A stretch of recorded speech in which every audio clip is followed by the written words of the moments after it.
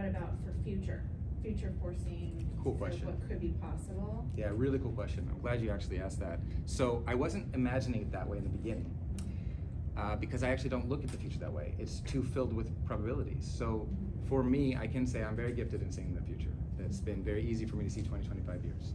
But I'm doing it in a different way.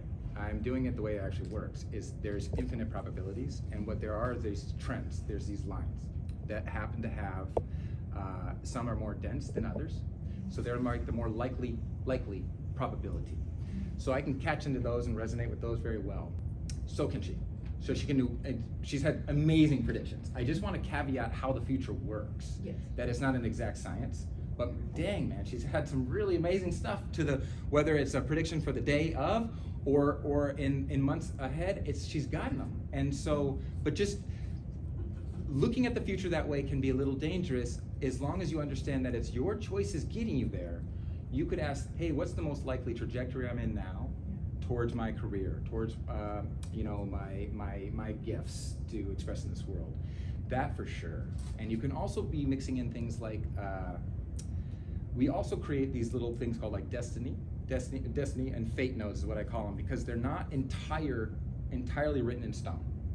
What you've done is created like, hey, if you go down this path, there are these things you could trip over. But if you went down this path, there's these different things you could trip over.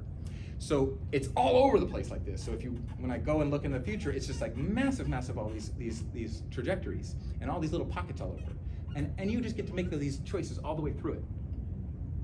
So these little destiny points, you could ask about these too. Like, hey, I'm in this trajectory, I'm feeling like this. Do I have some things coming up, like some obstacles that I might be, you know, encountering? For sure. So I think it's the framing of the question that makes a big difference.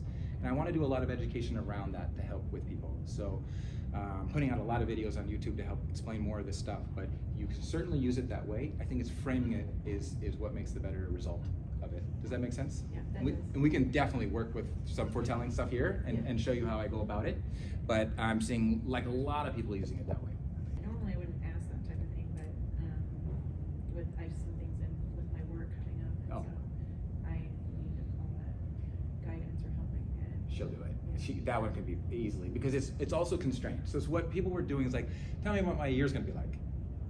And it's like, there's so many things that can be said that could be both right and wrong at the exact same time, right? So that's not exactly what you want to know. You have a much more like focused question. You will get better responses that way.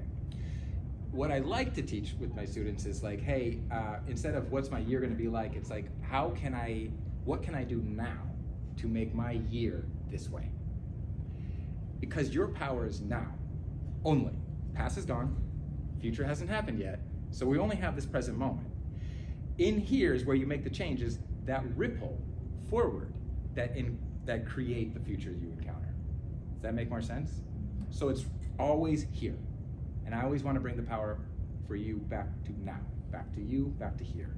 And Xero will do the exact same thing as I'm doing.